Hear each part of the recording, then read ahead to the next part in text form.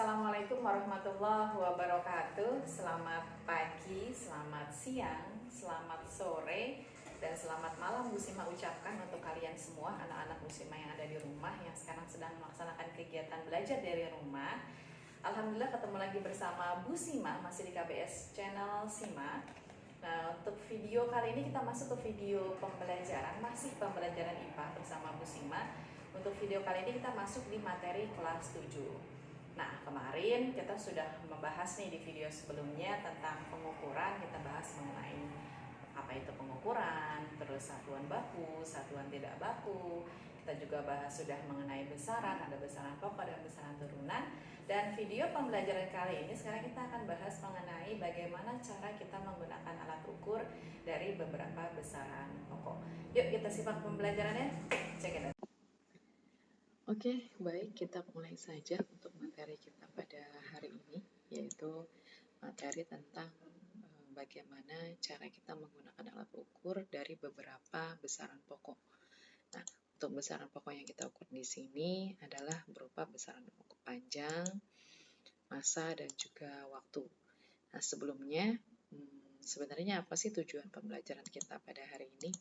Diharapkan kalian sebagai peserta didik dapat melakukan pengukuran dengan berbagai alat ukur pada besaran pokok yang akan kita bahas pada hari ini. Yang pertama adalah alat ukur besaran panjang. Yang pertama alatnya adalah mistar atau biasa kalian menyebutnya sebagai penggaris. Kalau penggaris, Bu Sima yakin kalian sudah sering sekali di rumah menggunakan penggaris untuk mengukur sesuatu.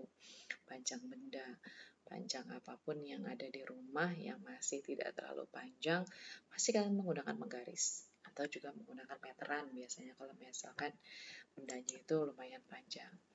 Belum kalian ketahui bahwa untuk penggaris itu skala terkecilnya adalah 1 mm. Nah, ini yang atas nih. Biasa kita menggunakan satuan itu dengan milimeter ya. Sentimeter, milimeter. Kalau yang bawah kan inci, itu jarang digunakan. Nah, seperti apa dalam mengukur penggaris? Bu Sima yakin kalian pasti sudah pernah melakukannya di rumah. Contohnya, Bu Sima memberikan simulasi kita mau membuat atau kita mau mengukur panjang kayu ini berapa. Nah, caranya sangat mudah, cukup kalian dekatkan ya kayu ujung yang sebelah kiri dengan angka 0 dan kayu sebelah kanan di angkanya otomatis yang sejajar antara kayu dengan angkanya itulah hasilnya. Kita hitung ya. Ini dalam satuan cm yang atas 0, 1 cm, 2 cm, 3 cm, 3,1, 3,2, 3,3, 3,4, 3,5, 3,6, dan 3,7. Ini yang sejajar dengan penggarisnya nih dari si kayu ini. Jadi di sini kita dapat hasilnya bahwa panjang dari kayu tersebut adalah 3,7 cm. Gimana? Mudah kan? Oke. Next berikutnya, ini untuk alat ukur panjang yang kedua adalah jangka sorong. Nah, ini untuk jangka sorong itu kalau tadi penggaris skala terkecilnya adalah 1 mm, kalau jangka sorong skala terkecilnya adalah 0,1 mm. Nah, berarti ketelitiannya nih lebih besar dibandingkan yang tadi penggaris. Nah, fungsinya apa sih Bu Sima jangka sorong? Jangka sorong itu bisa untuk mengukur panjang benda, seperti Bu Sima bilang awal. Bisa mengukur diameter benda, baik diameter luar maupun diameter dalam. Bisa mengukur kedalaman benda, dan bisa mengukur ketebalan suatu benda juga. Nah, bentuknya seperti apa? Nah, ini dia bentuknya jangka sorong. Mungkin dari kalian ada yang sudah familiar, ada juga yang belum familiar nih dengan si jangka sorong ini. Nah, dia biasa alat ukurnya di sini nih. Ini kita mau ukur nih bendanya. Nah, kalau ini benda yang seperti ini, dia biasanya untuk mengukur kedalaman diameter bagian luar, untuk mengukur diameter bagian luar. Kalau mengukur diameter dalamnya, misalkan bendanya berlubang, mau diukur diameter dalamnya, bisa taruh di sini nih. Ya. Yang membedakan antara mistar dengan jangka sorong adalah kalau jangka sorong dia memiliki dua skala. Yang pertama ada skala utama yang bagian atas, yang kedua adalah yang bagian bawah. Ini adalah skala Nonius namanya. Ya. Nah, di sini contoh soalnya nih. Kalau biasanya di buku-buku mata pelajaran IPA nih, ada nih contoh soalnya seperti ini. Kalian disuruh menghitung seperti ini berapakah hasil pengukuran dari jangka sorong. Nah, kalau sudah seperti ini, kalian tinggal lihat saja ada skala bagian atas, skala utama dengan skala bagian bawah. Nah, untuk skala bagian atas tinggal kalian hitung saja. Di sini kan ada angka 2, angka 3. Berarti ini 2,1, 2,2, 2,3, 2,4, 2,5, 2,6, 2,7. Nah, ini tidak melebihi dari 2,7 skala atasnya yang kita lihat. Nah, ini ada batasnya nih. Ya, berarti di sini kita tulis skala utamanya adalah 2,7 cm. Nanti kalau misalkan satuannya mm, di soal tinggal kita kalikan saja 10 berarti 27 mm. Nah, sekarang yang bawahnya, skala nonius. Skala nonius kita hitung juga. Nah, cara menentukan skala nonius, kamu cari antara skala utama dengan skala nonius yang memang dia sejajar, ya, yang lurus atas dengan bawahnya. Kita lihat, ini tidak lurus, ini tidak, dan ini lurus. Nah, berarti kita hitung 0, 1, 2, 3, 4, 5, 6. Berarti skala noniusnya adalah 0,06 cm. Nah, hasilnya pembacaannya tinggal kita jumlahkan. 2,7 ditambah 0,06 cm adalah 2,76 cm. Nah, biar lebih memudahkan, di sini Bu Sima ada simulasi untuk jangka sorong. Kita akan coba menghitung jangka sorong. Nah, seperti ini. Di sini ada gasing yang kita mau ukur diameter bagian luar.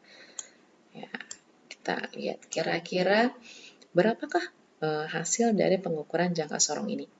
Ya, kita lihat di sini.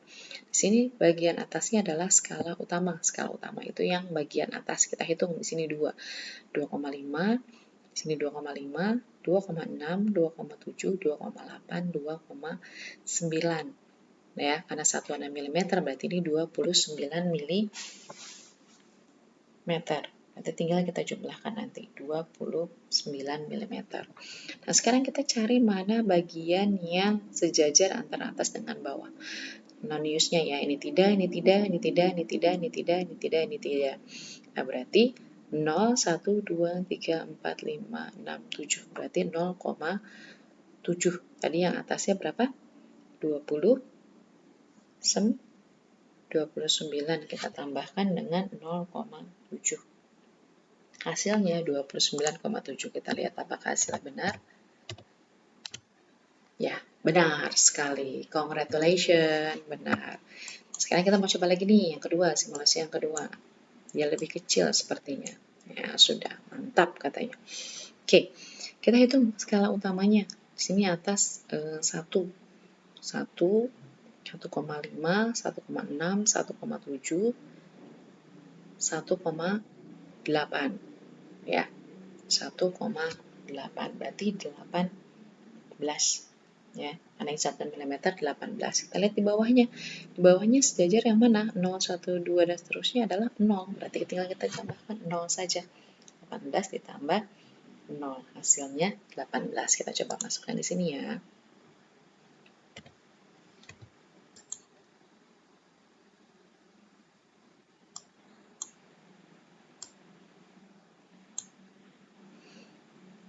Oke, sekarang contoh yang kedua. Untuk contoh yang kedua, kita lihat di sini kita ukur. Ya, di sini angka skala utamanya adalah 2. Ya. 2,1, 2,2. Berarti 2,2 cm, 22 mm. Ya, kita dapat nih skala utamanya 2 mm. Nah, tinggal yang skala noniusnya. Di sini ada bukan 22 karena ini melebihi 5. Di sini ada 5. Ya, 25, 26, 27. Ya, 27 mm. 27 mm ditambah skala noniusnya yang bawah kita cari yang sejajar atas dengan bawah. Ya, kita cari atas bawah. 0, 1, 2, 3. Nah, ini berarti 0,3. Kita tambahkan 27 ditambah 0,3 sama dengan 27,3. Terus 27,3. Betul sekali. Nah, seperti itu ya untuk mengukur jangka sorong. next kita lanjut ke alat ukur yang berikutnya. Nah, ini alat ukur yang berikutnya adalah mikrometer skrup. Nah, mikrometer skrup itu skala terkecilnya 0,01 mm. Nah, fungsinya untuk mengukur ketebalan benda juga sama. Oke, ini adalah contoh dari mikrometer skrup. Itu ada 2 skala, sama ada skala utama, juga ada skala non-use. Kita lihat bagaimana cara pengukurannya dari mikrometer skrup. Ini contoh soal yang biasa ada di pelajaran IPA atau mikrometer skrup. Di sini ada yang sebelah kiri, kita baca itu adalah skala utama. Skala utamanya kita baca di situ angka atasnya 3 ya, terus di bawahnya skala 3. Tengahannya berarti 3,5. Nah, berarti kita udah langsung nemu nih, skala utamanya adalah 3,5 mm. Tinggal kita jumlahkan dengan skala non-use yang di samping. Kita lihat yang sejajar. Yang sejajar adalah yang paling lurus adalah angka 20. Berarti skala non-use-nya adalah 20 mm dikali ketelitian 0,01 sama dengan jadinya 0,2. Tinggal kita jumlahkan 3,5 ditambah 0,2 hasilnya 3,7 mm. Ya. Ini untuk mikrometer skrup. Nah, biar lebih mudah, sekarang kita coba mengukur mikrometer skrup. Ya, di sini caranya kita masukkan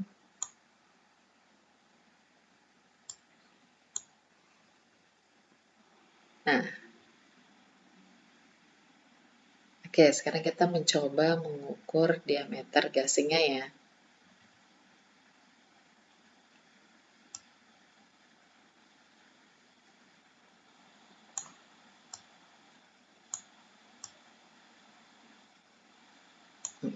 Kita coba ukur diameternya dulu.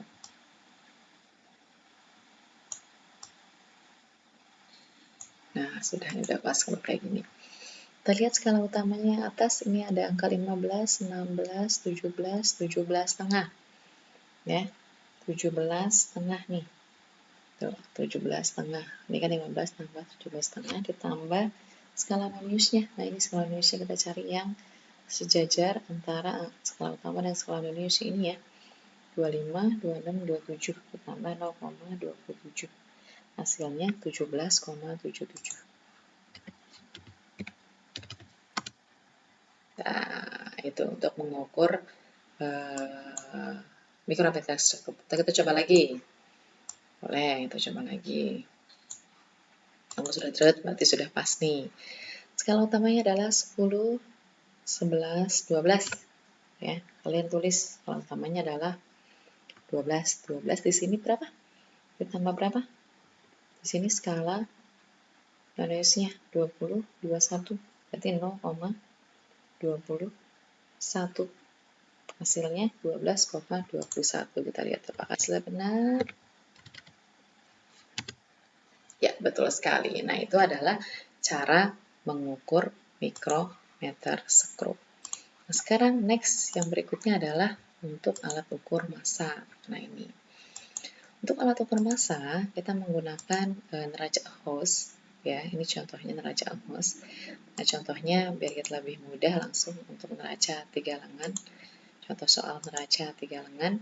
Nah, di sini biasanya di soal ada pengukuran seperti ini sangat mudah sekali, tinggal kita masukkan lengan pertama, berarti yang atas 150, berarti ini 150 gram, karena gram itu satuan dari massa, di sini satuannya gram. Nah, terus di sini ada lengan kedua 20 gram, berarti tulis saja lengan kedua. Lengan ketiga ada 3 gram, tulis saja, berarti antara 1, 2, 3, setelah pengukurannya tinggal kita jumlahkan. 150 tambah 20 tambah 3 jadi 173 gram. Itu untuk neraca. Berikutnya terakhir adalah alat ukur waktu. Nah, untuk mengukur waktu kita menggunakan stopwatch, ada juga jam. Nah, kalau jam mungkin sudah paham lah ya untuk mengukur jam. Nah, ini stopwatch nih. Nah, stopwatchnya ada yang digital. Ini kita bahas mengenai stopwatch. Kalau digital mah mudah ya. Ini stopwatch analog yang kita gunakan.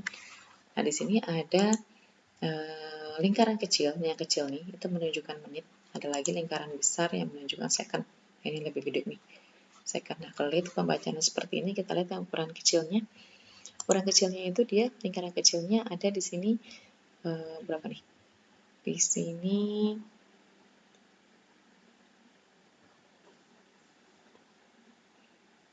5, 6. Ya, di sini kan 5 nih. Yang tadi kecil, nah ini sisanya garisnya 1 berarti 6 menit. Nah, kita lihat lingkaran besar. Lingkaran besarnya yang ini nih. 10, 11, 12, 13, 13 sekon. Nah, caranya 6 menit dikali 1 sekon adalah 60. 6 kali 60, 360 ditambah 13 sekon, hasilnya 373 sekon. Ini untuk stopwatch analog. Nah, demikian anak-anak ibu semua pembahasan materi pada hari ini mengenai bagaimana cara kita membaca alat ukur. Terima kasih banyak. Oke, gimana? Tadi video pembelajarannya sudah disimak ya. Mudah-mudahan bermanfaat untuk kalian semua. Oke, tak bosan-bosannya Bu Sima selalu mengingatkan di masa pandemi seperti ini selalu menjaga kesehatan ya. Tidak keluar rumah kalau memang tidak penting-penting banget, dan kalau memang penting selalu menggunakan masker ketika keluar rumah, mengurangi kerumunan, dan selalu mencuci tangan menggunakan sabun. Oke, terima kasih. Sekian dari Bu Sima. Kita ketemu lagi di video pembelajaran selanjutnya. Terima kasih. Assalamualaikum warahmatullahi wabarakatuh.